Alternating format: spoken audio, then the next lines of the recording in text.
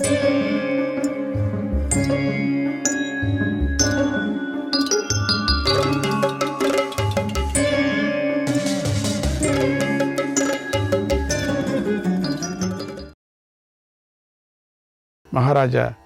వారందరూ ధర్మరాజు యాగానికి 10,000 కంచరగాడిదలను, ఇది మాత్రం వదలటం లేదు, కానుకలుగా తెచ్చారు. అవి నల్లని మెడ కలిగి ఉన్నాయి, పెద్ద శరీరం కలిగి ఉన్నాయి, 100 క్రోసుల దూరం పరిగెత్తే సామర్థ్యం కలిగి ఉన్నాయి, ప్రసిద్ధి చెంది ఉన్నాయి కంచరగాడిదలు. దాన్ని అంతగా వివరణ చేశారు. పాకిలి చీనా దేశాల్లో తయారైనవి, ఉన్ని రంగు మృగ చర్మంతో తయారు చేసినవి, పట్టు పురుగుల నుండి వచ్చినవి, పత్తి అనేదే లేకుండా తయారైన 1000 కొద్ది వస్త్రాలను, పదునైన కత్తులను, రుష్టి శక్తి పరశు ఆయుధాలను, పశ్చిమ దేశాల్లో తయారైనటువంటి పదునైన గొడ్డాళ్లను, వివిధ రసాలను, గంధాలను, రత్నాలను కానుకలుగా తీసుకొని వచ్చారు. ఎన్నో తీసుకొచ్చారు చూడండి. అంటే అప్పుడు చైనా నుంచి కూడా వచ్చాయి చూడండి, తీసుకొచ్చారు కదా వాళ్ళు. శక, తుషార, కంగ, రోమశ, శృంగి దేశాల రాజులు కూడా ఈ కానుకలన్నీ తీసుకొని వచ్చి ద్వారం వద్దనే నిలబడిపోయారు.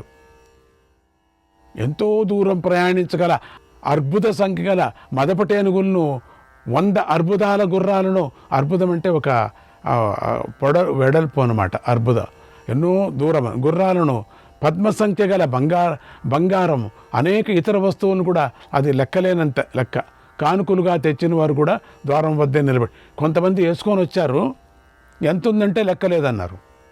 ఎందుకంటే నేనే కదా చూసుకోవాల్సి వచ్చింది. ఆ కోశా గారు వేసిన కొద్దీ లోపలికి పోతూ ఉన్నది. ఆశ్చర్యమైంది, ఇది ఏం మాయా, అది మాయా ఉండొచ్చు. ఎంత వేసినా లోపలికి పోతుంది, అది ఎంత తీసినా ఉంటుందట. ఉండకేమి, నిజమే. నేను అడిగాను ఎన్ని ఉంటాయని, లెక్కలేదన్నారు. కాదండి, ప్రజెంటేషన్ తీసుకొచ్చిన వాళ్ళు ఇది ఉంటుంది, ఇంత విలువ అది చెప్పాలి కదా, చెప్పరు. లేదండి అంతే, మాకు తెలియదు అంటే బండ్లు లోపలికి పోతున్నాయి, కంకర్రాళ్ళలాగా వేస్తున్నాడు. ఇవన్నీ కూడా బంగారు కానుకలు, బంగారు యొక్క విలువైనటువంటి కాసులు తోడి వేసేస్తున్నాడు. చూశాడు, చాలా అయిపోయింది, రాసుకొని చెయ్యంత పడిపోయింది. విలువైన ఆసనాలు, వాహనాలు, రత్నాలు, అది నిండిపోయింది. ఆ సభ అంతా విచిత్రంగా ఉంది. ఒక చోట వేస్తుంటే 4 పెద్ద రత్నాలతో చేసినటువంటి ఆసనాలు వేస్తే 5వ ఆసనం వేయటానికి స్థలం ఉండేది. అది ఏంటప్ప ఇది, నేను వినలేదు అటువంటి సభాభవనం. అది ఎన్ని రత్నాలతో చేసినటువంటి కుర్చీలు వేసామో తెలియదు, వేస్తూనే ఉన్నాం, కంబళ్ళు వేస్తూనే ఉన్నారు. ఇంకొక కంబడికి స్థలం, ఇంకొక కంబడికి స్థలం, ఇంకొక కుర్చీకి స్థలం, ఇట్లా ఉంది. వాహనాలు, రత్నాలు, బంగారు తాపడం చేసినటువంటి ఏనుగు దంతపు మంచాలనక ఎంత వాళ్ళ అక్కడ ఉండేటువంటి పరిచారకులకు మంచాలు ఇచ్చినా చాలదేమో, అంటే ఉండిపోతాయి. ఇంకా అంతమందికి ఇవ్వచ్చు. ఏనుగు దంతపుతో చేసినటువంటి సహజమైనటువంటి ఏనుగు సస్తుంది కదా, ఆ దంతాలు, ఈ ఎన్ని ఏనుగులు ఉండొచ్చు అక్కడ చూసుకోండి, యోచన చేసుకోండి. విచిత్రమైన కవచాలు, అవంతా యుద్ధానికి. సుశిక్షితమైనటువంటి గుర్రాలు, వివిధాకారాలు గల రథాలు, ఏనుగుల మీద, రథాల మీద పరిచే విచిత్రమైన కంబళ్ళు, అనేక రత్నాలు, నారాచాలు, అర్ధచంద్రం వంటి బాణాలు, ఇవన్నీ ఎంతోమంది రాజులు కానుకలుగా ఇచ్చి ధర్మరాజు యొక్క యాగమండపంలోకి ప్రవేశించారు. శ్రీకృష్ణాయ పరమాత్మనే నమః. 52వ అధ్యాయం. తండ్రి, ధర్మరాజు చేసిన రాజసూయ యాగానికి ఎంతోమంది రాజులు వచ్చారు, ఎన్నో రకాల సంపదలను తెచ్చారు. మేరుమందర పర్వతాల మధ్యలో శైలోదమనే నది ప్రవహిస్తూ ఉంటుంది. దానికి ఇరువైపులా ఉన్నటువంటి వెదురు చెట్ల నీడలో కొంతమంది నివసిస్తూ ఉంటారు. వారే కస, ఏకాసన, అర్క, ప్రతర, దీర్ఘవేణు, పారద, కులింద, తంగణ, పరితంగణ దేశాల రాజులు. ఆ రాజులు చీమలు కూడబెట్టిన పిపీలికం అనే బంగారాన్ని ద్రోణ పరిమాణం గల బంగారాన్ని కుప్పలు కుప్పలుగా తెచ్చారు. అక్కడ చీమలు కూడబెడతాయట బంగారం. చిన్న చిన్న చిన్న చిన్న అణువుల్ని కూడబెడతాయి, బంగారం కూడబెడతాయట. అది ఎందుకంటే అవి వానాకాలానికి మట్టి కిందికి రాకోకుండా ఆ చీమలు, పెద్ద పెద్ద చీమలు, గండ్ర చీమలు, అవి కూడబెట్టి మట్టిని పైన వేస్తే మట్టికి లోపలికి రాదు, అంటే అంత గట్టిగా ఉండిపోతుంది. అటువంటివి కుప్పలు కుప్పలు బంగారు తీసుకొచ్చారట. ఇంతేం కాదు, అబ్బో, నల్లని చామరాలు, తెల్లని చామరాలు, హిమాలయ పుప్పాల నుండి పుట్టిన రుచికరమైన తేనెను తెచ్చారు. పర్వత ప్రాంతపు రాజులు, ఉత్తర కురు దేశాల వారు రత్నాలను, ఉత్తర కైలాసం నుండి ఔషధులను కానుకలుగా తెచ్చి ధర్మరాజుకు ఇవ్వటానికై ద్వారం వద్ద నిలబడి ఉండిపోయారు. హిమాలయ పర్వతానికి అవతల పక్క ఉన్న సూర్యోదయ గిరిపై నివసించే కొంతమంది రాజులు, సముద్రం తీరం వద్ద నివసించే కారుష దేశంలో నివసించేవారు, అలౌహిత్య పర్వతవాసులు ఫలమూలాలను తింటూ ఉంటారు. వీరందరూ చర్మాలను వస్త్రంగా ధరిస్తారు, శస్త్రాలను ధరిస్తారు, క్రూరమైన పనులే చేస్తూ ఉంటారు. వీరు కూడా ధర్మరాజు పరాక్రమానికి భయపడి దాసులయ్యారు. ఆ కిరాతకులు కూడా అక్కడికి వచ్చారు. వారినందరినీ నేను చూశాను. ఎంతమంది కిరాతకులో, వాళ్ళని చూస్తే భయమవుతుంది. అంతమంది వచ్చి నిల్చున్నారు చుట్టూ, యజ్ఞశాల చుట్టూ. కనపడవు మనకు, గుర్రంలో వెళ్ళేనే కనపడతాయి.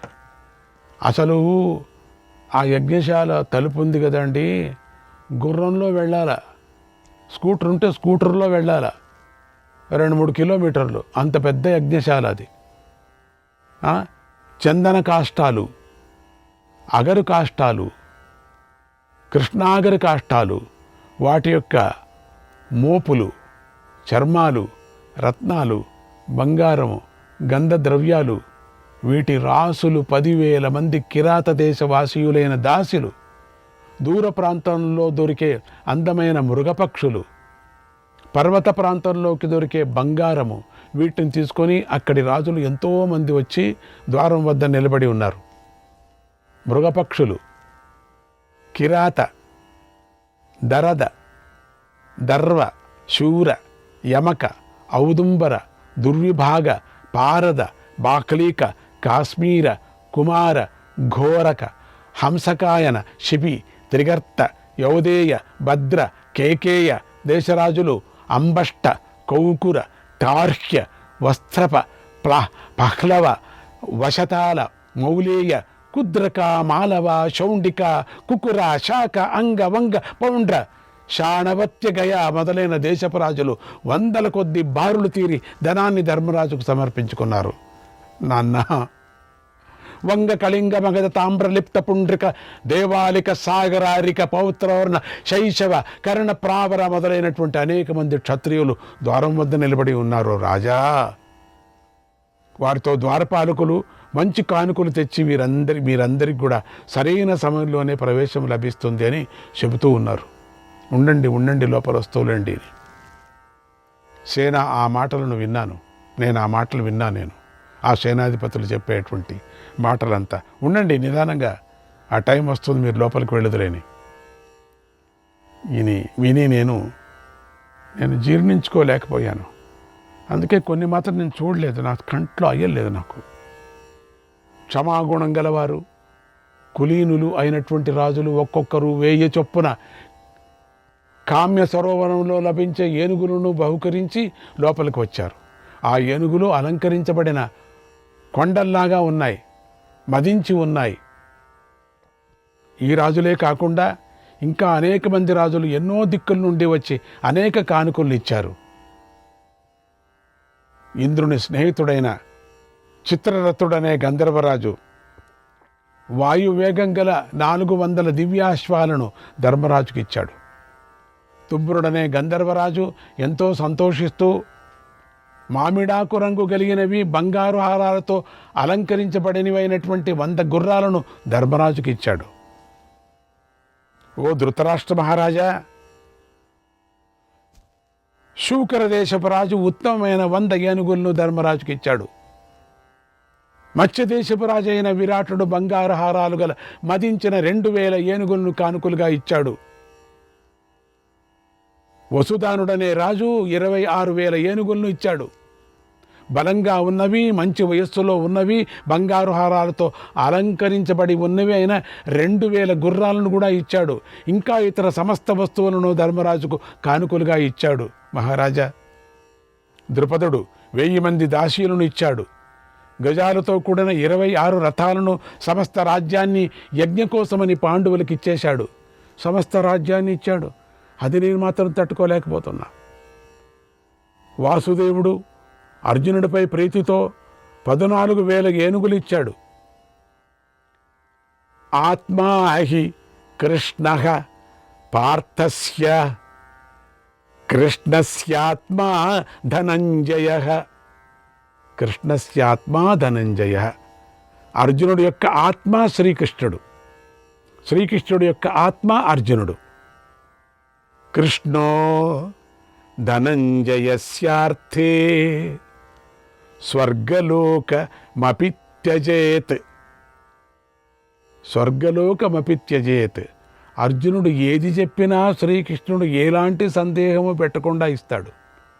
కృష్ణుడు అర్జునుడి కోసం స్వర్గలోకాన్ని కూడా విడిచిపెడతాడు. అలాగే కృష్ణుడి కోసం అర్జునుడు ప్రాణాలనైనా విడిచిపెడతాడు. మలయ దుర్ధర పర్వతాల నుండి వచ్చినటువంటి రాజులు చందనాన్ని, మగర ముద్దలను బంగారు కొండల్లో పెట్టి తెచ్చారు.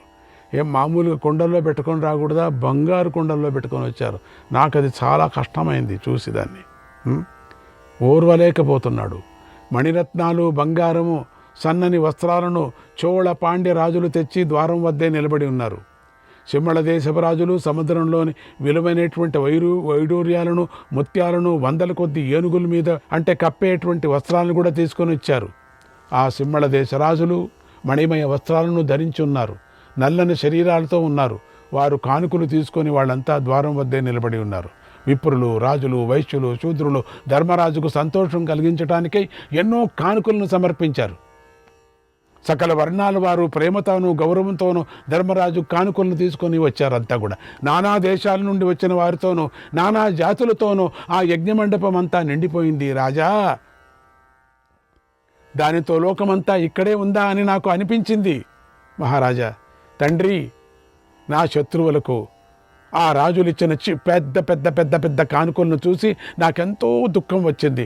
నాకు అక్కడే చచ్చిపోవాలనిపించింది. పాండవుల సేవకుల గురించి చెబుతున్నాను. ఆ సేవకులందరికీ ధర్మరాజు చక్కని ఆహారాన్ని ఏర్పాటు చేశాడు. ధర్మరాజు వద్ద 3 పద్మాల 10,000 గజాలను నడిపేవారు ఉన్నారు. అబ్బో, అంతే సంఖ్య గల అశ్వాలను నడిపేవారు ఉన్నారు. అర్బుద సంఖ్య గల 10 కోట్ల రథాలున్నాయి. అసంఖ్యమైనటువంటి సైనికులు ఉన్నారు. లెక్కలేదు. ధర్మరాజు యొక్క యజ్ఞంలో ఒకచోట ఆహారాన్ని వడ్డిస్తున్నారు, మరొక చోట మంగళకరమైనటువంటి మంత్రాల ధ్వనులు వినిపిస్తున్నాయి. ధర్మరాజు గృహంలో తిననివాడు లేడు. ఇష్టం వచ్చింది తినవచ్చు. అటువంటిది నేను ఎప్పుడు చేస్తానో తెలియదు. గౌరవం పొందనివాడు లేడు. అన్ని చోట్ల సన్మానాలే. ఏ రూమ్ దగ్గర చూసినా సన్మానాలే, ఏ హాల్లో చూసినా సన్మానాలే. అబ్బో అబ్బో,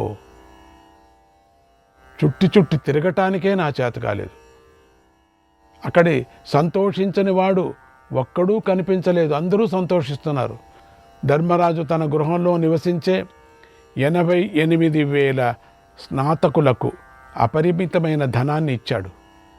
వారికి పోషణ కల్పిస్తున్నాడు. వారిలో ఒక్కొక్కరికి 30 మంది దాసదాసీలు ఉన్నారు. వారు ఎంతో సంతోషంగా ధర్మరాజుకు శత్రునాశం కలగాలని దీవిస్తూ ఉంటారు. ఇంకొక 10,000 మంది యతీశ్వరులు ధర్మరాజు గృహంలో బంగారు పళ్ళాలలో భోజనం చేస్తూ ఉంటారు. ద్రౌపది తాను తినకుండా ముందుగా మరుగుజ్జులు ఉన్నారా, ఆ మరుగుజ్జులు కానీ వామనులు అంటే మొదలైన వారు తిన్నారా లేదా అని చూసుకుంటూ ఉంటుంది. వారు తిన్న తర్వాతే తాను తింటుంది. తండ్రి, అక్కడ ధర్మరాజుకు కప్పం చెల్లించని వారు 2 మాత్రమే ఉన్నారు. ఒకరు బంధుత్వం కారణంగా పాంచాలరు కప్పాన్ని చెల్లించలేదు. మిత్రత్వం కారణంగా అందక వృష్టి వంశీయులు చెల్లించలేదు. ఆ ఇద్దరే అక్కడ ఉన్నారు అన్నాడు దుర్యోధనుడు. శ్రీకృష్ణాయ పరమాత్మనే నమః. 53వ అధ్యాయం. దుర్యోధనుడు వైభవంగా జరిగిన రాజసూయాగాన్ని తలుచుకొని పాండవుల ఐశ్వర్యానికి దిగులు పడుతూ కృషించిపోతూ మనస్సులోని బాధను ధృతరాష్ట్రుకి ఇలా చెప్పాడు. తండ్రి, ఆర్యులు, సత్యవ్రతులు, మహావ్రతులు, పండితులు, చక్కగా మాట్లాడేవారు, గొప్ప యాగాలు చేసిన వారు, బుద్ధిమంతులు, ధర్మాత్ములు, కీర్తిగలవారైన రాజులు ధర్మరాజును సేవిస్తున్నారు. ఇప్పుడు అన్ని ప్రజెంటేషన్ చెప్పాడప్పుడు. ఇప్పుడు సేవించే వాళ్ళని గురించి చెప్తున్నాడు. ఆ రాజులు దక్షిణ ఇవ్వటానికే ఎన్నో ఆవులు తెచ్చారు. అవి అడవుల్లో పెరిగిన ఆవులు, ఎన్నో వేలు ఉన్నాయి. వాటిని నేను చూశాను. వాటితో పాటుగా వాటి పాలు పితకటానికై కంచు పాత్రలు కూడా ఉన్నాయి. ఓ ధృతరాష్ట్ర మహారాజా, అక్కడి రాజులందరూ ధర్మరాజును అభిషేకించాలని ఉత్సాహంతో ఉన్నారు. ఎంతో సంతోషంతో చిన్న పెద్ద పాత్రలను పట్టుకొని వచ్చారు. బాకిలుకుడనే రాజు బంగారు రథాన్ని తెచ్చాడు. సుదక్షిణునే రాజు కాంబోజర్ దేశపు తెల్లని గుర్రాలను తెచ్చి రథానికి కట్టాడు. సునీతుడనే రాజు రథాన్ని కిందికి దించటానికి ప్రయోగించే కర్రను కట్టాడు. చేది రాజు కవచాన్ని ఇచ్చాడు. మగధ రాజు హారాలను, శిరాస్త్రాన్ని ఇచ్చాడు. అంతా రాజులే చేస్తున్నారు, సేవకులే లేరక్కడ. అది చూసి నాకేమనిపించిండొచ్చు చెప్పు మహారాజా. వసుదానుడనే రాజు 60 ఏళ్ల ఏనుగును సిద్ధం చేశాడు. 60 ఏళ్ల ఏనుగును బంగారంతోనూ ధనంతోనూ నిండిన శకటాలను మత్స్యరాజు ఇచ్చాడు. అంత పెద్ద పెద్ద బండ్లు, పాదుకులను ఏకలవిడి తెచ్చాడు. అభిషేక కార్యక్రమంలో ఉపయోగించే వివిధ రకాల జలాలను అవంతిరాజు సేకరించాడు. అంబుల పదని చేకితానుడు ఇచ్చాడు. ధనస్సును కాశీరాజు ఇచ్చాడు. పిడి ఉన్న కత్తిని, బంగారు కలశాన్ని శల్యుడు ఇచ్చాడు. తర్వాత ధూమ్యుడు, వ్యాసుడు, నారద మహర్షిని, అసిత మహర్షిని, దేవల మహర్షిని ముందు పెట్టుకొని ధర్మరాజుకు అభిషేకం చేశారు. పరశురాముడితో కలిసి ఇతర మహర్షులు ధర్మరాజుకు అభిషేకం చేశారు. విప్రులు ధర్మరాజును వేదమంత్రాలతో ఆశీర్వదించారు. అప్పుడు సాత్యకి ఛత్రాన్ని పట్టుకున్నాడు. భీమార్జునులు విసనకరులు పట్టుకున్నారు. నకుల సహదేవులు చామరాలను పట్టుకున్నారు. పూర్వం ప్రజాపతి ఇంద్రుడికిచ్చిన వరుణదేవుడి యొక్క శంఖాన్ని సముద్రుడు ధర్మరాజుకు కానుగ్గా పంపించాడు. విశ్వకర్మ 1000 బంగారు నాణాలతో ఉట్టియందు ఉంచే కలశాన్ని నిర్మించాడు. తేనాభిషక్తః కృష్ణేన తత్రమే కష్మలో భవత్.